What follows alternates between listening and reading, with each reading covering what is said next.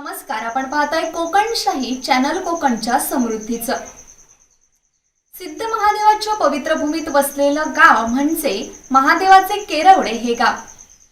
शिवरायांचा ऐतिहासिक ठेवा रांगणागड हा आपणा सर्वांनाच परिचित आहे आणि या रांगणागडाच्या पायथ्याशीच हे गाव वसले। या महादेवाचे केरवडे या गावातील आशिष डिचोलकर व डिचोलकर परिवार यांच्या निवासस्थानी गणराज विराजमान झाले। तर आपण त्या गणरायांचं दर्शन घेऊया। इथे आल्यावर हे डेकोरेशन पाहून खरोखरच आपण कैलासमध्ये गेल्यासारखं वाटतंय।